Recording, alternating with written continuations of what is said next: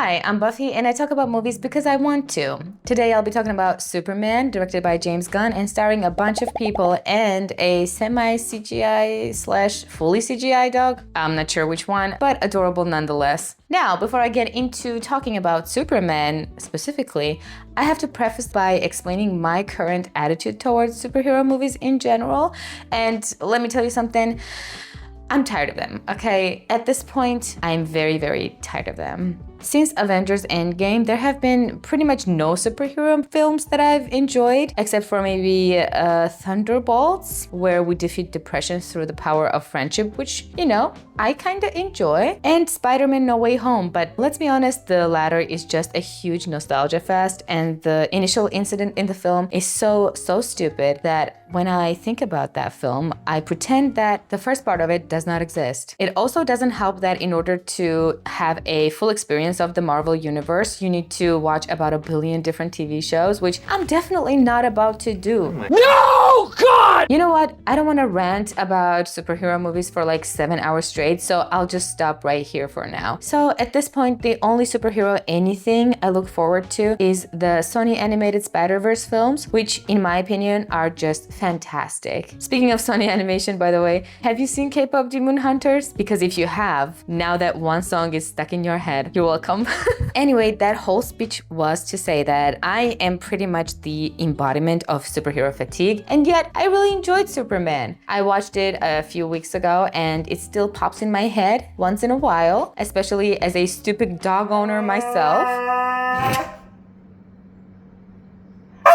Even though I don't read comic books, I feel like the most important part of the movie was done really well, that being the character Superman. He is supposed to be someone who's extremely kind and who values life more than anything. He's a symbol of hope and will save humanity from a huge world-shattering threat and also help a cat come down from a tree or talk someone down from a ledge of the roof. What's the expression?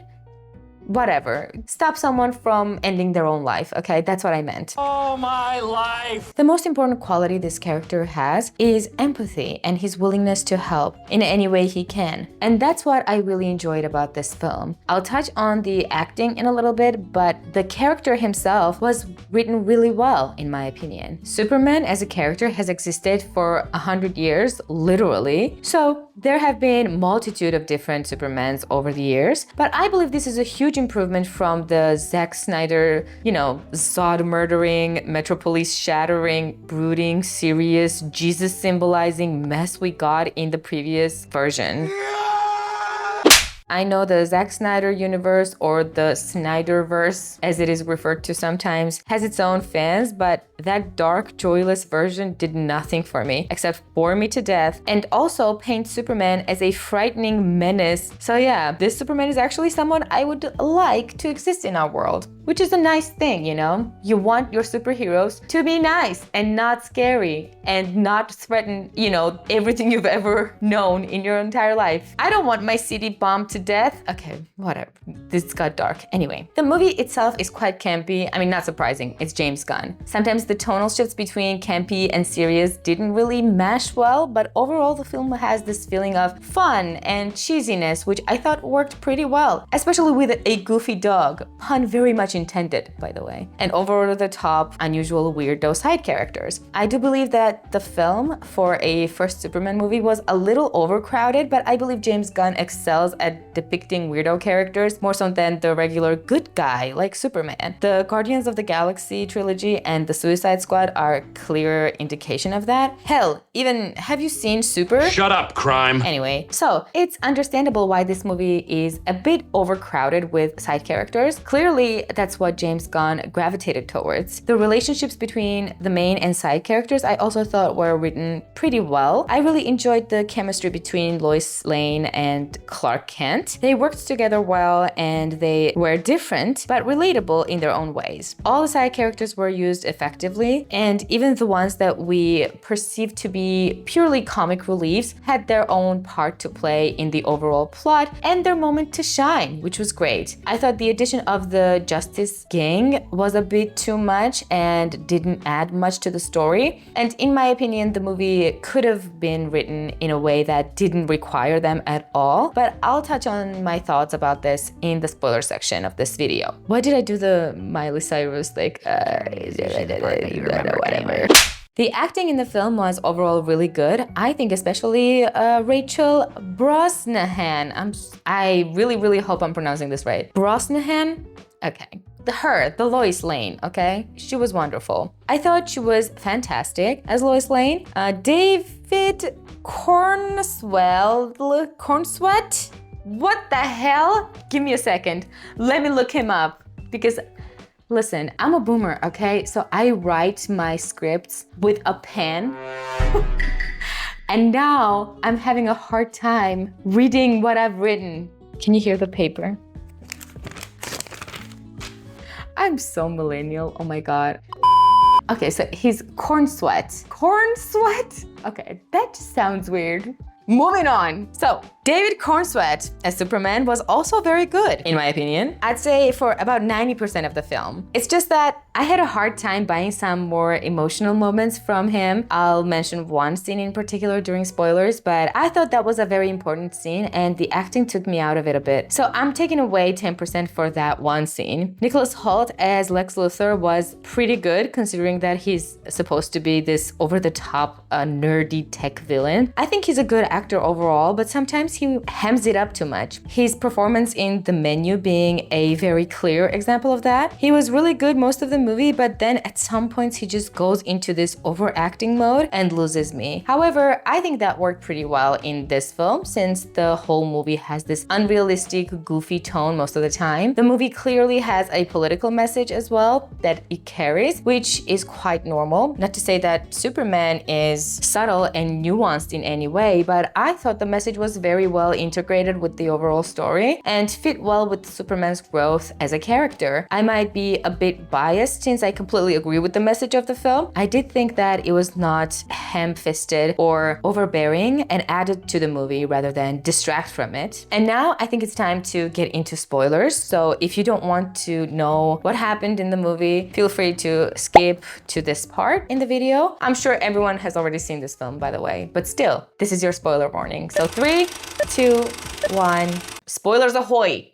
I don't know why. First of all, I really like the dynamic between Lex and Superman. Okay, as a person who likes to play video games but sucks at them because every time I come across a difficult boss, I am painfully reminded of the fact that my pattern recognition sucks and I die a million times before I even come close to beating the boss. I really enjoyed how Lex's obsession was shown in the film. You can see how well he knows Superman's patterns and therefore, you know he's been obsessing over the man for a while. The fact that he knows Superman's fighting pattern shows how much time and effort he must have dedicated to analyzing every single move of his. 22K, 31D, 2A, 5B, 5B, 7. And even though Nick Hoult plays Lex as quite a cartoonish villain, in my opinion, I really liked the last scene with him and Superman. I even felt a little bad when he got arrested with his stupid broken arm and everything. So all in all, I thought their dynamic worked really well in the film. I also very much enjoyed Clark and Lois's interaction, relationship, and their chemistry on screen. I thought, why did I do the chemistry on screen? I don't know why I'm doing like a Hollywood reporter. Okay. Get it together, Buffy. I thought they worked really well together and I loved the interview scene where the audience can clearly see the difference between these two characters. Lois as a realistic and grounded professional who questions everything, even though she's on Clark's side morally. And then Clark is a naive, innocent superhero whose main motivation, even though very noble, lacks realism and practicality. I loved that scene and that difference is reflected on their relationship as well, right after, right after. Hollywood dish. So all in all, I thought it was a very cohesive scene, even if it felt somewhat out of place in the film, being a little too realistic and grounded in the real world. Still enjoyed it though. And I also loved the scene where Clark actually confesses to Lois that he's in love with her. That was so sweet. And it was so weird to see this battle in the background while they're all like lovey-dovey in the foreground. That was a very James Gunn thing to do. I also very much enjoyed the twist that I didn't really see coming. The fact that Kal-el's real parents were kind of pieces of shit. They basically sent him to Earth to conquer it, I guess, and to be the ruler of the whole planet. I liked the contrast between his biological and adopted parents, which was also clear by their appearances. I mean, Clark's adopted parents are the mommest and daddest people ever. We didn't get the Kevin Costner version of Papa Kent, and thank James Gunn for that, okay? We did get the Bradley Cooper biological father though. The point is, I very much enjoyed the fact that Clark Kent was raised by ordinary country folk with simple but strong values. The idea of real parents versus biological parents was quite heartwarming, as well as their interactions throughout the film. Very ordinary, affectionate family stuff. The scene where Clark and his father just simply sit on a bench and talk was so genuine and so sweet. I wish I hadn't been taken out of that scene by David Cornsweet's acting. I'm not sure what it was that I found not very believable, but he just seemed a tiny bit unnatural there. I mean, overall, it was a great scene still, but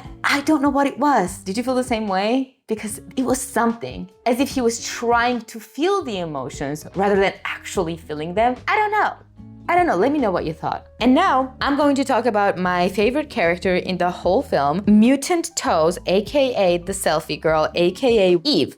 I loved how unexpected her story arc was. The actor, I hope I'm not butchering this name, girl, Sarah Sampaio. Okay, I'm sorry, Sarah, okay? So, she did a fantastic job playing her, and I loved how much the character added to the overall experience of the film as a comic relief and as a crucial contributor to the plot. A great addition by the writers, and again, my favorite character, 100%. I found it incredibly interesting that Jimmy Olsen still didn't want to hang out with her for the whole weekend, even though she literally risked her freedom and well-being for him and provided him with all the necessary information without which he would literally have nothing to report. No proof, no information, nothing. And still Jimmy Olsen being a whiny baby is like, ugh, the whole weekend? Are you serious? Like, he doesn't want to spend the whole weekend with her. And she's so gorgeous. What is going on?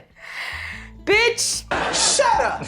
Talking about our selfie girl and Jimmy Olsen brings me to the side characters, of which there are many. I liked some, didn't like, or saw the point of others. So let's talk about them. I thought Guy Gardner was pretty well written because, as I understand in comics, he's supposed to be just a raging asshole. And that, my friends, he was. I thought all of his lines were funny and fitting to the character, but I'm honestly not sure about Nathan Fillion's acting. I like him. I believe he is a solid actor in general. I loved him in Firefly, I believe, if I'm remembering correctly. That was a great show. But as Guy Gardner, I think I know what he was going for. A cartoonish, smug asshole. But I thought he was somewhat unconvincing and a bit too theatrical, too overacting-y. These are my opinions, don't come for me. But I enjoyed Mr. Miraculous, or whatever his name was. I don't remember. Mr. Miraculous, Mr. Spectacular. I don't remember, okay? The fact that he actually had something to do in the film was actually really, really enjoyable to watch. He contributed a lot to the story. And he, give me a second, let me look up the actor's name. God, I'm really unprepared for this fucking video. Mr. Spectacular? Mr. What is it? Spectacular in Superman. Is that right? Movie. Actor. This is what I'm doing with my life. Mr. Terrific. Oh, here we go. Is it Mr. Terrific? I guess it is. Oh, I know this actor.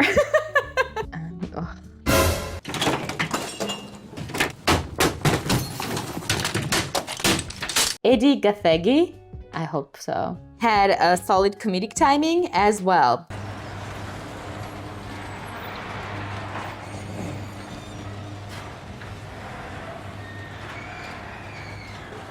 The Hawk Girl, however, she really didn't need to be in the film at all. I have no idea what her powers are, and she didn't do anything during the whole movie except for kill the Putin equivalent that kind of looked like Netanyahu, which, I mean, no complaints here.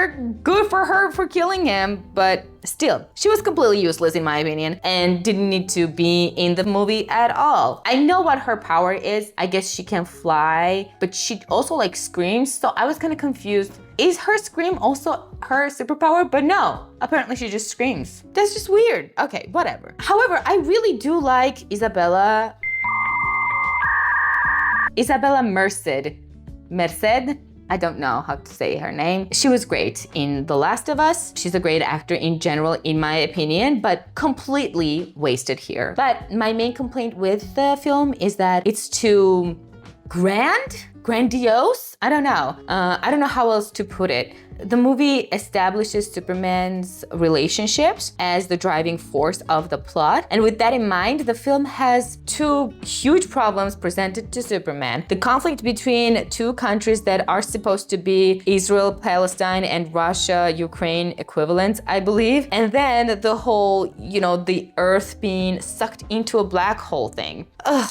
I am so over these superhero movies showing the Earth being destroyed just to be saved in the nick of time. I don't want to see a world-shattering event be the main problem that a superhero needs to solve anymore. Except for Fantastic Four, where it makes sense, and I'll talk about that next week or whenever the next video comes out. I'm doing the Fantastic Four video as well, okay? So when I'm talking about like the world-shattering event, I remember watching and actually very much enjoying Shang-Chi when it first came out. I liked the characters and the lore and the masterfully done martial arts hand-to-hand combat, Then the last 30 minutes of the film became a smoky, dark, visually undistinguishable nightmare of particle simulations, iffy CGI, and world-ending nonsense. And I remember thinking, when will it end? Come on, just end. I'm happy to say that it didn't get that bad in this film because the whole mini universe and black hole place was at least colorful, and I was able to follow characters and movement through the whole CGI fest. But still, the beauty of Superman as a character is his versatility. I would have very much enjoyed more quaint story about his double life, maybe leaving just the geopolitical conflict in the film and getting rid of the black hole nonsense. But then again, in that case, the Justice Gang would have nothing to do, and the politics of the film would divide the audience. So I guess this is what we got. A little too much of action and some useless characters, and not enough dog. I wanted more of dog. I wanted more of Crypto, honestly. I loved his little stupid face. So adorable. I wasn't aware of this, but my friend told me that he was modeled after James Gunn's own dog.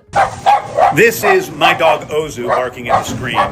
Crypto was actually 3D modeled after Ozu's body. And I get it. As a proud owner of several dumb dogs, I would do the same. Actually, as my friend and I were leaving the theater, she turned to me and said, it was a very pet-friendly film, wasn't it? And yes, it was. Superman saves a squirrel, has a dog, there's a lady holding turtles that gets saved, a whole lot of pets and animals in the whole film, and none of them get killed, except for the monster one, which actually Superman tries to save, which is a lovely thing. So big points to James Gunn for that. And now it's time for my final thoughts. I thought the movie was really enjoyable, funny, sweet, heartwarming, action-packed, and at times emotional. I believe the strongest aspect of the film is its characters and relationships, aka writing. The acting was more or less solid, especially comedic acting. The plot was well thought out and sensible, as much as a superhero movie could have a sensible plot. The pacing was on point and it was visually interesting. If you want to see a good Superman movie, I think you won't be disappointed. I recommend it, which is surprising coming from me. I really enjoyed this one. So if you haven't seen it, check it out and let me know what you thought. Do you agree with me? Do you disagree? Just any and all thoughts are welcome here. Thank you so much for watching. I might have been all over the place with this review. You know how it is. ADHD, baby. Squirrel! Okay, I'll be back with a new video and a review of the Fantastic Four movie, so be sure to check it out. Anyway, thank you so much for watching, and until next time, bye! Oh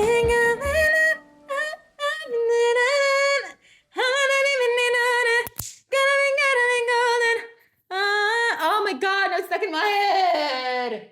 Jesus.